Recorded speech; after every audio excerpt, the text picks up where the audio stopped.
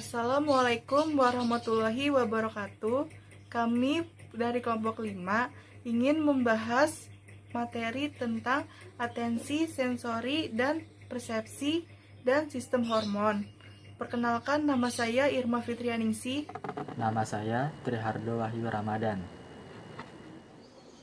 Nama saya Tiara Atsari. Nama gue Dufaston.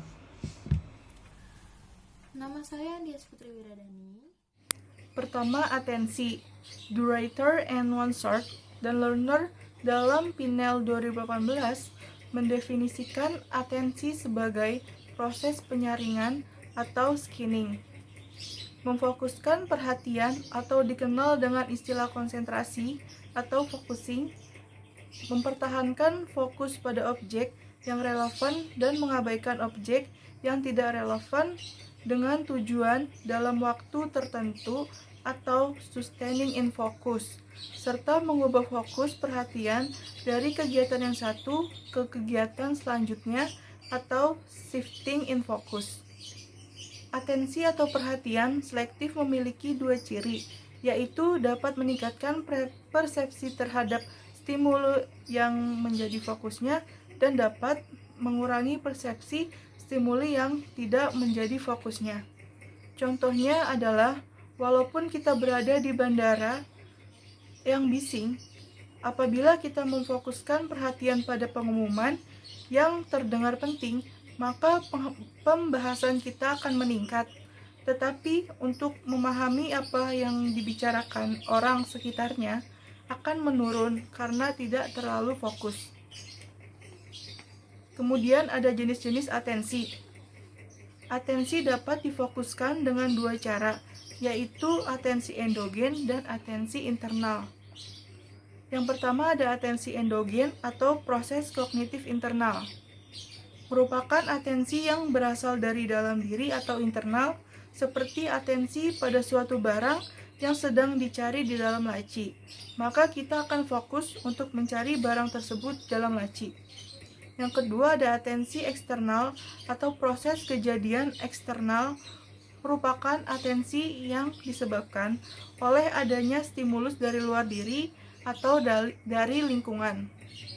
Seperti atensi kita pada suara yang berisik atau ada barang yang jatuh pada saat kita sedang fokus belajar. Atensi endogen diduga diperantai oleh mekanisme-mekanisme neural dari atas ke bawah atau dari tingkat yang lebih tinggi ke tingkat yang lebih rendah. Sementara atensi ekstrogen dimediasi oleh mekanisme-mekanisme neural dari bawah ke atas atau dari tingkat yang lebih rendah ke tingkat yang lebih tinggi. Selanjutnya ada fenomena change blindness. Fenomena change blindness adalah ketidakmampuan individu untuk mendeteksi perubahan pada sebuah objek atau kejadian. Fenomena change blindness merupakan fenomena persepsi yang terjadi ketika perubahan dalam stimulus visual ditunjukkan dan seseorang individu tidak menyadarinya. Contohnya, seorang individu sering gagal untuk melihat perbedaan besar yang dimasukkan ke dalam sebuah gambar ketika gambar itu berkedip-kedip. Yang ketiga, mekanisme neural atensi. Mekanisme neural atensi melibatkan plastisitas neural dengan derajat yang mengejutkan. Contohnya, lokasi medan reseptif neural visual merupakan sebuah propesitatik neuron dapat dipindahkan oleh atensi spasial. Stimuli yang telah digunakan untuk meneliti dasar neural atensi, mekanismenya sama, yaitu atensi diaktifkan oleh sirkuit-sirkuit di korteks prefrontal dan parietal yang meningkatkan aktivitas di sirkuit sensori relevan tugas dan menekan aktivitas di sirkuit sensori yang tidak relevan. Yang keempat ada gangguan atensi simultagnosia. Simultagnosia adalah suatu gangguan yang berpusat pada perhatian. Simultagnosia merupakan gangguan neurologis langka yang ditandai oleh ketidakmampuan seseorang untuk merasakan lebih dari satu objek pada satu waktu. Contohnya simultagnosia visual, yaitu kesulitan dalam memperhatikan secara visual lebih dari satu objek pada saat yang sama. Arus dorsal bertanggung jawab untuk objek-objek di dalam ruangan yang dialokasikan secara visual. Kerusakan yang berhubungan dengan simultagnosia biasanya bersifat bilateral. Selanjutnya ada sensori.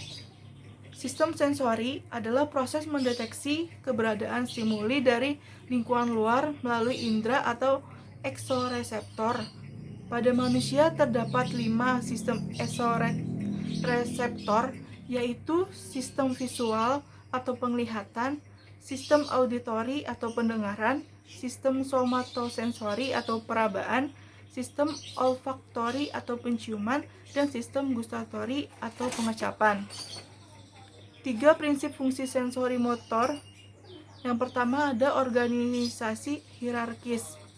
Struktur hierarkis sistem sensori dimulai dari reseptor, nuklei, talamus, korteks sensori primer, korteks sensori sekunder, dan korteks asosiasi. Masing-masing tingkatan hierarki sensori kemudian menerima sebagian besar inputnya dari tingkat yang lebih rendah dan menambahkan sebuah analisis lain sebelum meneruskannya ke hierarki yang lebih tinggi. Semakin tinggi tingkat kerusakan pada organisasi hierarki sistem sensori, maka semakin spesifik dan kompleks pula kerusakannya. Yang kedua ada segresi fungsional. Segresi fungsional berbentuk homogen secara fungsional yang berarti pada tingkat hierarki sensori maupun bekerja bersama-sama dan menjalankan fungsi yang sama pada daerah korteks yang sama. Yang ketiga ada pemrosesan paralel. Sistem yang informasinya melalui berbagai komponen banyak jalur dalam jaringan neural.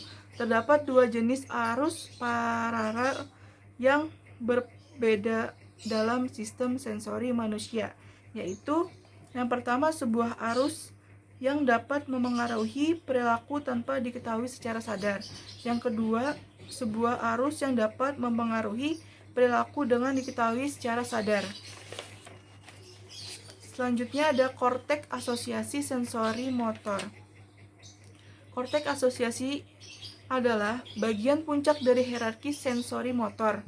Ada 2 daerah korteks asosiasi sensori motor utama, yaitu korteks asosiasi parietal posterior dan korteks asosiasi prefrontal dorsolateral. Korteks parietal posterior dan korteks prefrontal dorsolateral masing-masing terdiri atas beberapa daerah yang berbeda dan dengan fungsi yang berbeda.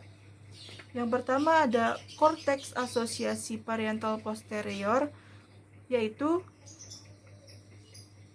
berperan penting dalam menggabungkan 2 jenis informasi dalam mengarahkan perilaku sampai memberikan informasi spasial dan mengarahkan perhatian.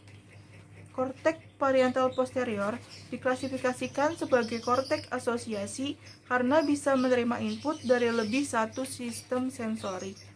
Korteks parietal posterior menerima informasi dari 3 sistem sensori yang berperan dalam pengumpulan pada satu tempat tubuh dan benda-benda eksternal dalam ruang seperti sistem visual, sistem pendengaran, dan sistem somatosensori. Kemudian sebagian besar output dari korteks parietal posterior masuk ke area korteks motorik yang terletak di bagian frontal ke berbagai area korteks motorik sekunder dan ke mata depan bidang, yaitu area kecil korteks prefrontal yang mengontrol gerakan mata. Kerusakan pada korteks parietal posterior dapat menghasilkan beberapa kekurangan, yaitu kekurangan dalam persepsi dan memori dari hubungan spasial, menggenggam, mengendalikan gerakan mata, dan perhatian. Meskipun demikian, apraksia dan pengabaian kontralateral adalah 2 konsekuensi paling mencolok dari kerusakan korteks parietal posterior. Aprasia adalah kelainan dari gerakan otomatis yang tidak disebabkan oleh kekurangan motorik, misalnya tidak lumpuh atau lemah, atau kekurangan dalam pemahaman atau motivasi.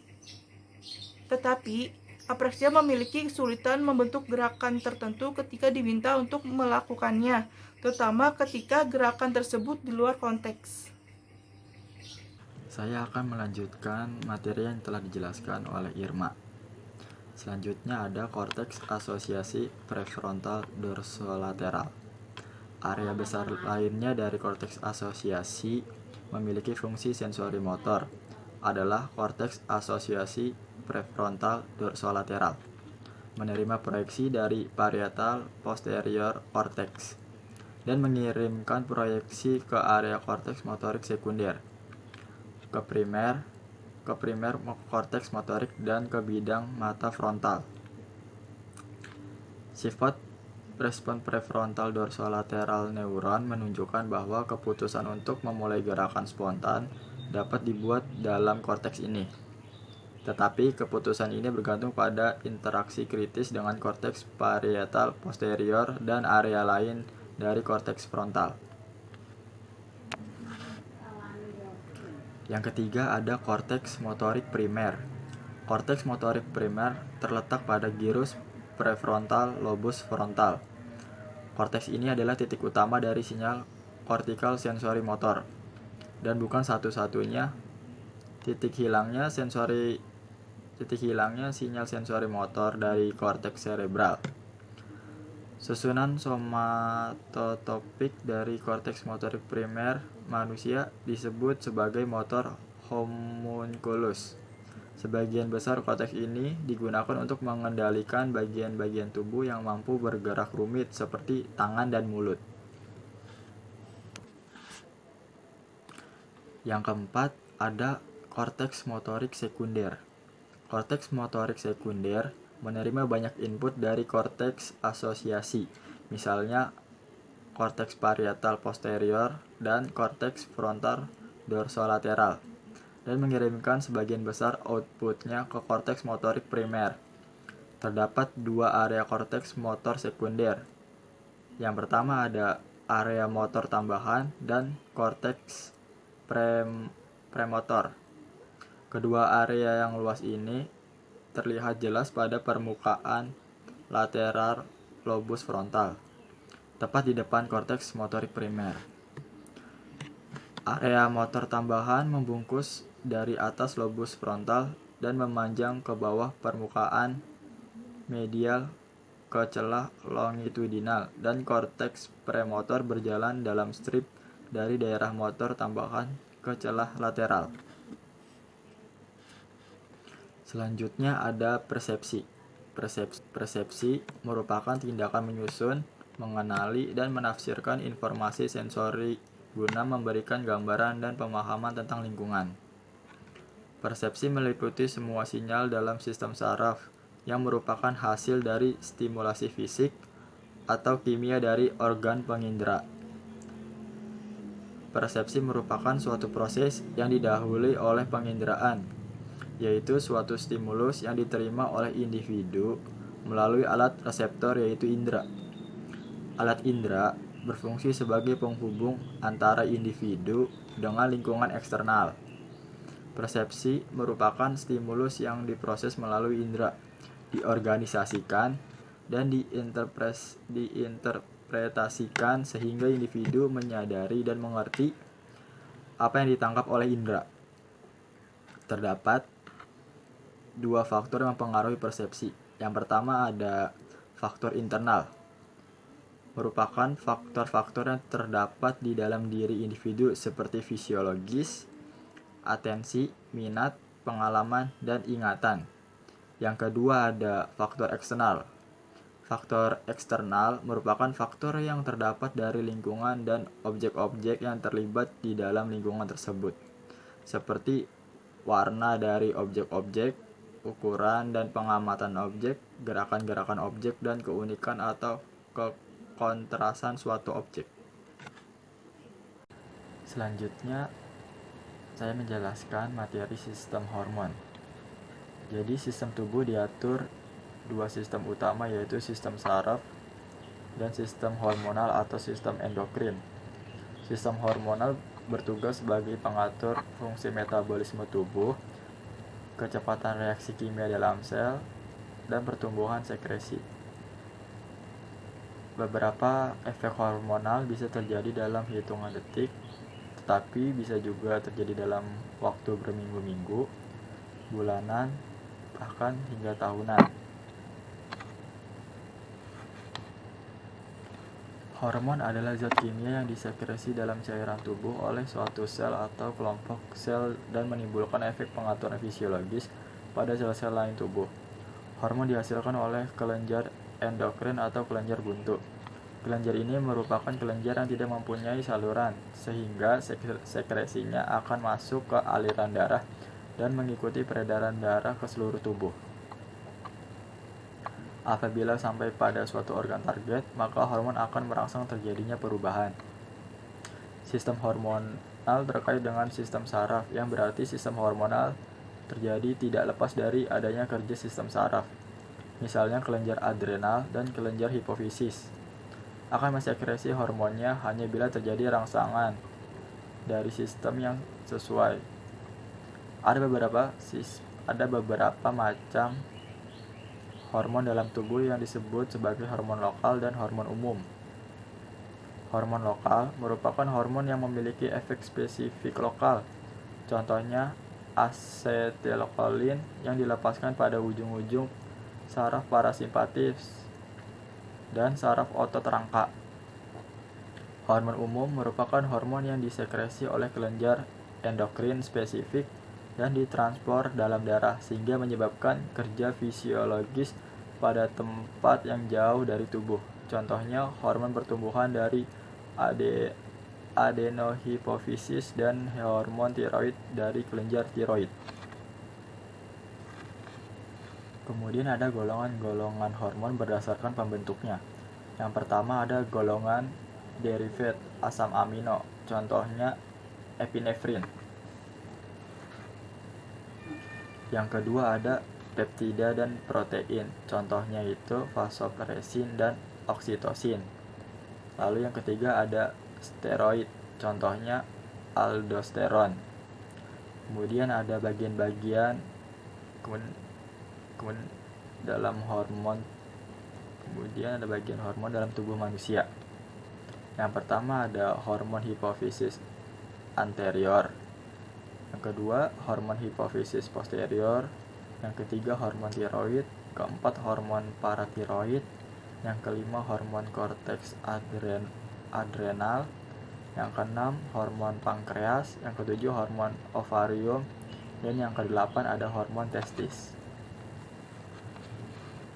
Kemudian ada mekanisme kerja hormon. Mekanisme dan fungsi hormon yang pertama pengaktifan sistem siklik AMP sel yang kemudian akan menimbulkan fungsi seluler tertentu. Yang kedua, pengaktifan gen sel yang menyebabkan pembentukan protein intrasel yang menimbulkan fungsi seluler tertentu. Sebagian besar hormon menunjukkan efeknya pada sel pertama kali yang menyebabkan terbentuknya zat siklik 3,5 adenosin monofosfat atau siklik AMP dalam sel tubuh. Setelah dibentuk siklik AMP menyebabkan efek hormonal dalam sel. Siklik AMP menjadi mediator hormonal intrasel yang disebut sebagai second messenger. Sedangkan first messenger-nya adalah hormon perangsang itu sendiri. Hormon perangsang merupakan reseptor spesifik pada sel. Contohnya sel epitel tubulus ginjal dengan cara meningkatkan hormon-hormon seperti vasopresin, katekolamin, adrenokortikotropin, lalu ada paratiroid dan sekretin. Sintesis protein khususnya pada hormon. Sintesis protein khususnya pada hormon steroid disekresi oleh korteks adrenal, ovarium, dan testis. Protein yang dihasilkan selanjutnya akan mengaktifkan fungsi-fungsi sel lainnya. Kemudian ada mekanisme sintesis protein. Yang pertama ada hormon steroid memasuki sitoplasma berkaitan dengan protein berkaitan dengan protein reseptor. Yang kedua ada gabungan reseptor hormon berdisfusi ke inti sel. Yang ketiga ada protein reseptor diubah untuk membentuk protein dengan berat molekul yang lebih kecil, atau hormon steroid dipindahkan ke protein kedua yang lebih kecil.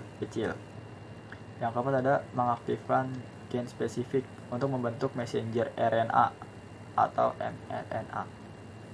Yang kelima, mRNA masuk ke sitoplasma dan meningkatkan proses translasi pada ribosom untuk membentuk protein baru. Kemudian ada faktor yang berfungsi mengatur sekresi hormon. Yang pertama itu ada sistem saraf. Bagian medula kelenjar suprarenal mendapat pelayanan dari saraf otonom. Sekresinya diatur oleh saraf otonom. Yang kedua ada faktor kimia. Susunan bahan kimia atau hormon lain dalam aliran darah mempengaruhi sekresi hormon tertentu. Contohnya sekresi insulin dipengaruhi oleh jumlah glukosa dalam darah. Bagian-bagian penghasil hormon ada 3, yaitu yang pertama ada kelenjar hipofisis, yang kedua ada kelenjar tiroid, dan yang ketiga ada kelenjar timus. Kelenjar hipofisis merupakan kelenjar kecil yang diameternya kurang dari 1 cm dengan setengah gram. Letaknya di sel latur sikap pada dasar otak yang dihubungkan oleh hipotalamus dengan tangkaian pituitari. Kelenjar hipofisis ini juga disebut dengan kelenjar pituitari yang merupakan master gland karena berfungsi sebagai hormon aerobik atau menstimulasi hormon lain. Hormon hipofisis ini terdiri dari 2 bagian, yaitu yang pertama ada hipofisis anterior dan yang kedua ada hipofisis posterior. Hipofisis anterior disebut juga dengan adena hipofisis yang berperan dalam mengatur fungsi di seluruh tubuh. Hipofisis anterior terdiri dari 6 hormon penting, yang 2 diantaranya merupakan hormon gonadotropin. Yang pertama, hormon pertumbuhan yang mempengaruhi fungsi metabolisme tubuh. Kedua, ada adrenokortikotropin yang mengatur sekresi hormon. Korteks adrenal yang selanjutnya akan mempengaruhi metabolisme glukosa, protein, dan lemak. Yang ketiga ada thyroid stimulating hormone yang mengatur kecepatan sekresi trikosin oleh kelenjar tiroid, kemudian akan mengatur trikosin oleh kelenjar tiroid, kemudian akan mengatur kecepatan sebagian reaksi kimia tubuh. Yang keempat ada prolaktin yang berperan dalam meningkatkan perkembangan kelenjar mamae dan pembentukan susu. Hormon gonadotropin ini berfungsi sebagai mengatur pertumbuhan gonad serta aktivitas reproduksinya. 2 macam hormon yang merupakan hormon gonadotropin. Yang pertama ada follicle stimulating hormone atau FSH. Yang kedua ada luteinizing hormone atau LH. Kelainan sekresi pada hormon pertumbuhan dapat mengakibatkan beberapa masalah pertumbuhan, yaitu yang pertama ada dwarfism atau kerdil, dan yang kedua ada gigantisme. Dwarfisme ini merupakan kecepatan perkembangan yang sangat kurang. Contohnya, anak usia 10 tahun, tetapi secara fisik badannya seperti 4-5 tahun. Yang kedua, gigantisme merupakan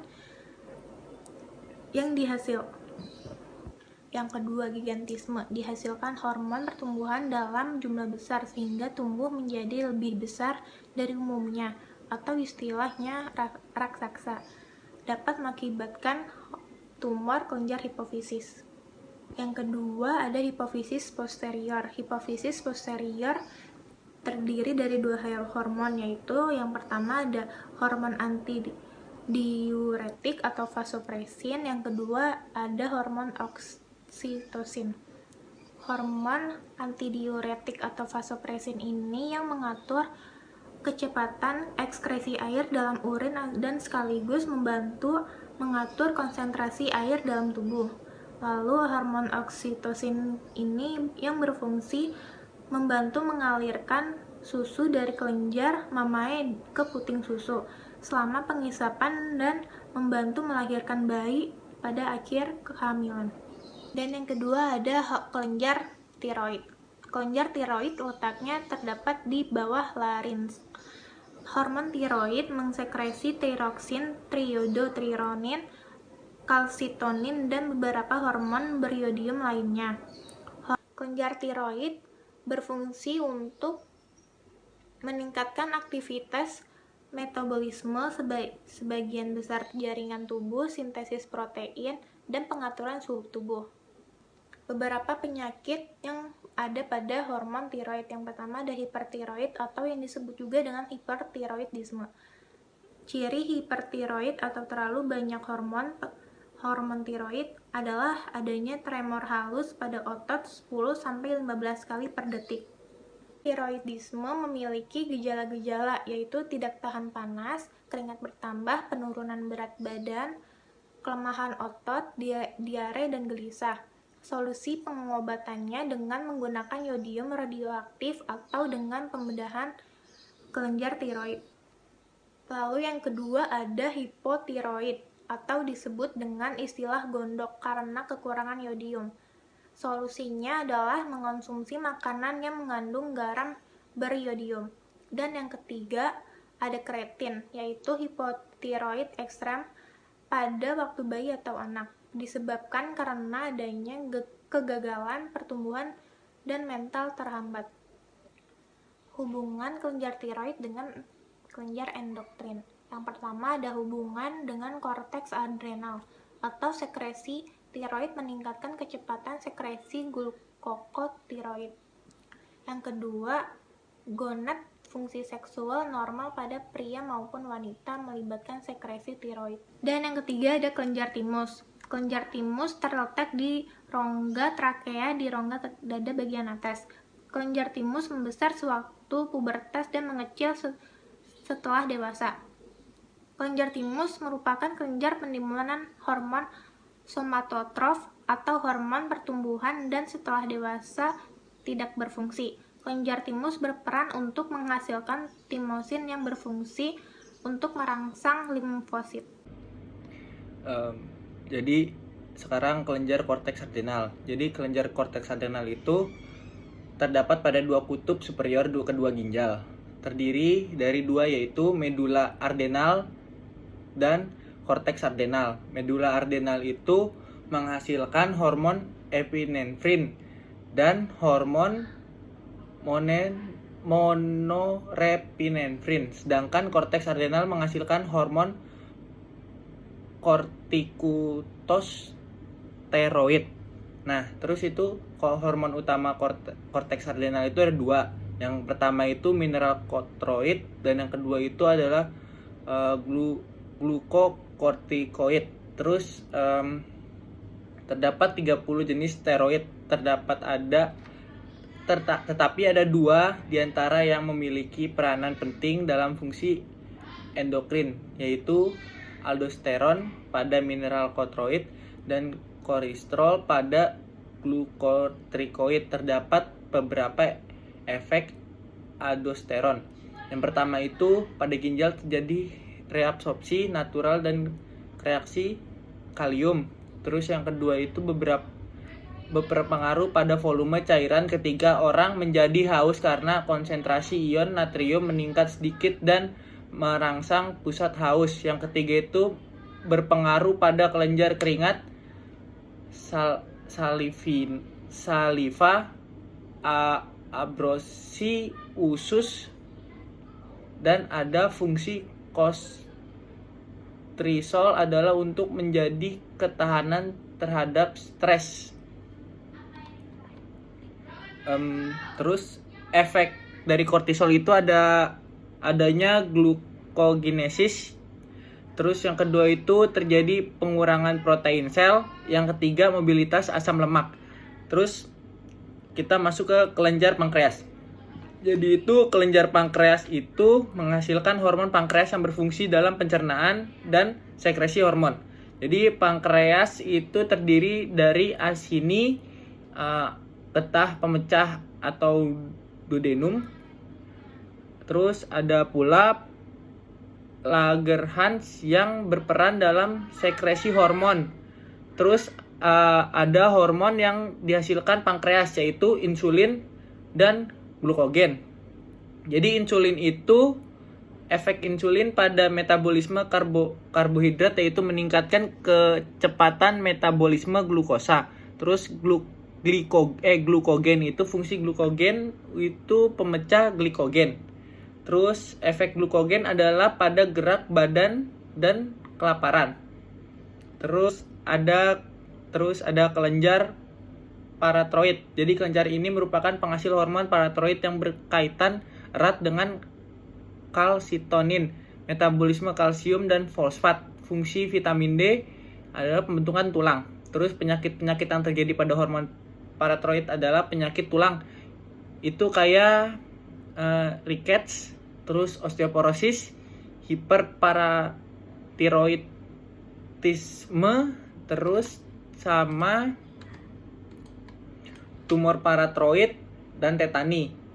Terus kita masuk ke kelenjar penghasil reproduksi pria dan wanita. Pertama hormon pria dulu. Hormon pria itu terjadi pada testis, berfungsi sebagai kelenjar endokrin yang menghasilkan hormon androgen, yaitu testosteron yang berfungsi menimbulkan dan memelihara kelangsungan tanda-tanda kelamin sekunder. Misalnya sekunder suaranya membesar, mempunyai kumis, jakun, dan lain-lain. Terus hormon wanita itu reproduksinya pada wanita itu ovarium. Terdapat dua macam hormon, yaitu estrogen dan progesteron. Jadi itu estrogen itu hormon yang dihasilkan folikel graf, sedangkan hormon progesteron itu dihasilkan oleh corpus luteum. Kita sekarang masuk ke kelenjar. Perbedaan antara kelenjar endokrin dan kelenjar eksokrin dan kelenjar endokrin itu adalah, yang pertama, kelenjar eksokrin itu kelenjar keringat, sedangkan kelenjar endokrin itu adalah kelenjar tanpa pembuluh.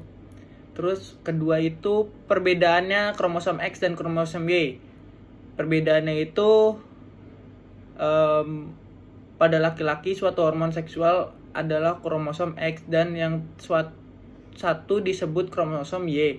Kromosom seks setiap telur adalah sebuah kromosom X, sementara separuh sel sperma memiliki kromosom X dan separuhnya lagi memiliki kromosom Y. Gender seseorang ditentukan oleh sel sperma ayah memenangkan perlombaan ke sel telur ibu. Sel sperma dengan kromosom X menang akan berjenis kelamin perempuan, sedangkan kalau kromosom Y yang menang itu berjenis laki-laki. Sekarang masuk ke golongan hormon. Jadi golongan hormon itu ada dua.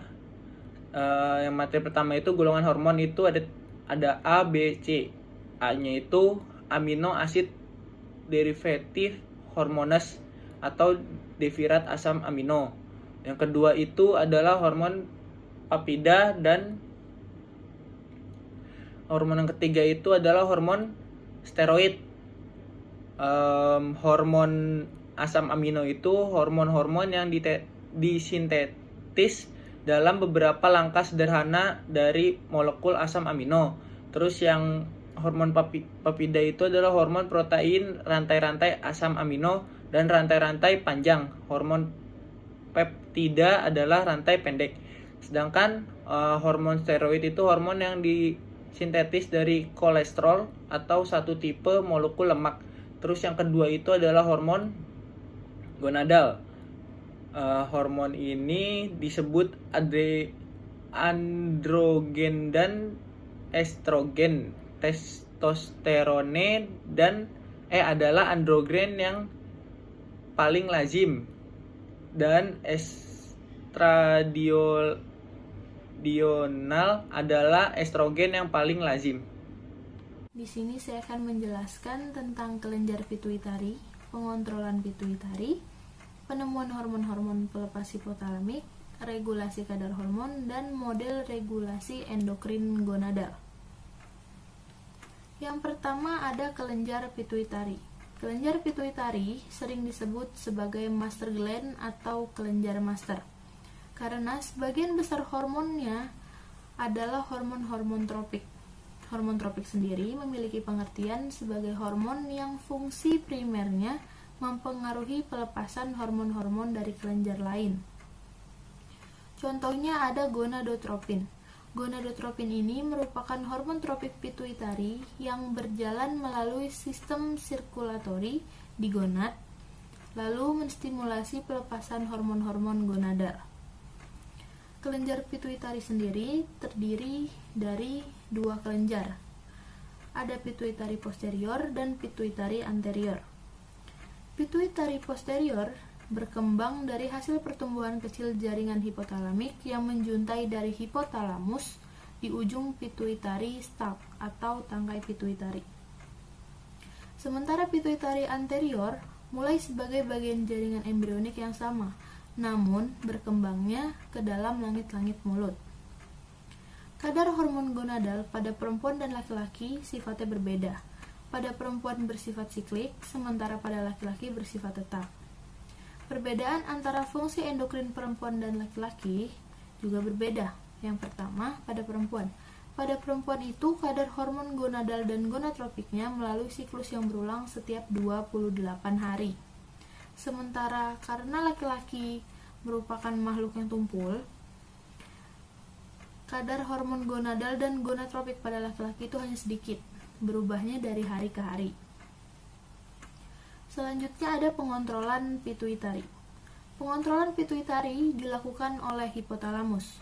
Hormon utama pituitari posterior ada dua, ada vasopresin dan oksitosin.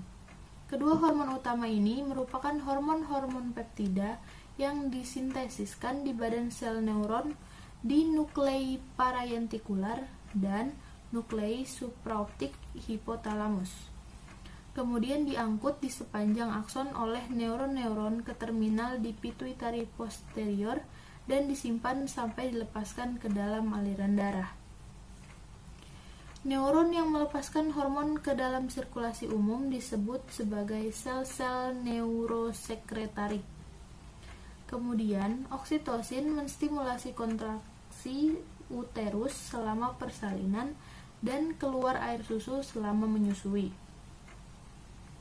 Pelepasan hormon pituitari anterior diatur oleh hormon-hormon yang dilepaskan dari hipotalamus. Portal hipotalamopituitari mengangkat hormon dari hipotalamus ke pituitari anterior. Jaringan kapiler hipotalamik mengambil bundel portal veins yang mengangkat darah ke tangkai pituitari dan masuk ke dalam jaringan kapiler lain di pituitari anterior. Kemudian ada penemuan hormon-hormon pelepas hipotalamik. Setiap hormon pituitari anterior dikontrol oleh sebuah hormon hipotalamik yang berbeda. Hormon hipotalamik menstimulasi pelepasan sebuah hormon pituitari anterior yang disebut sebagai releasing hormone atau hormon pelepas dan menghambat pelepasan hormon pituitari anterior yang disebut sebagai release inhibiting factor atau faktor penghambat pelepasan. Hormon pelepas tirotropin memicu pelepasan tirotropin dari pituitari anterior, selanjutnya menstimulasi pelepasan hormon-hormon dari kelenjar tiroid. Kemudian ada regulasi kadar hormon. Pelepasan hormon diatur oleh 3 macam sinyal yang berbeda. Yang pertama, regulasi oleh sinyal neural. Semua kelenjar endokrin kecuali pituitari anterior diatur secara langsung oleh sinyal dari sistem saraf. Sementara kelenjar endokrin yang berlokasi di otak diatur oleh neuron cerebral. Efek pelepasan pelepasan hormon biasanya dimediasi oleh sinyal dari sistem saraf. Contohnya, banyak spesies yang hanya melakukan pembiakan di musim semi untuk reproduksi oleh pelepasan hormon seks yang dipicu oleh meningkatnya durasi siang dan malam. Yang kedua ada regulasi oleh sinyal hormonal. Hormon tropik pituitari anterior mempengaruhi pelepasan hormon dari kelenjar targetnya. Hormon bersirkulasi memberikan feedback kepada struktur-struktur yang mempengaruhi pelepasan kelenjar pituitari, hipotalamus, dan tempat-tempat lain di otak. Fungsi feedback hormonal sendiri adalah untuk mempertahankan stabilitas kadar hormon gonadal yang tinggi, memiliki efek pada hipotalamus dan pituitari, mengurangi pelepasan hormon gonadal, dan kadar yang rendah memiliki efek meningkatkan pelepasan hormon. Yang ketiga, ada regulasi oleh bahan kimia non-hormonal. Kadar glukosa, kalsium, dan sodium dalam darah mempengaruhi pelepasan hormon-hormon tertentu. Contohnya, meningkatkan glukosa darah, meningkatkan pelepasan insulin dari pankreas, dan insulin menurunkan kadar glukosa darah. Yang terakhir ada model regulasi endokrin gonadal. Otak mengontrol pelepasan hormon gonadotropin dari hipotalamus ke dalam sistem portal hipotalamo-pituitari yang membawanya ke pituitari anterior. Di pituitari anterior, hormon pelepas gonadotropin menstimulasi pelepasan gonadotropin yang dibawa oleh sistem sirkulatorik ke gonad. Sebagai respon terhadap gonadotropin, gonad melepaskan androgen, estrogen, dan progestin yang masuk kembali ke pituitari dan hipotalamus untuk mengatur pelepasan hormon gonadal selanjutnya. Sekian pembahasan materi dari kelompok kami, kurang lebihnya mohon maaf. Wassalamualaikum warahmatullahi wabarakatuh.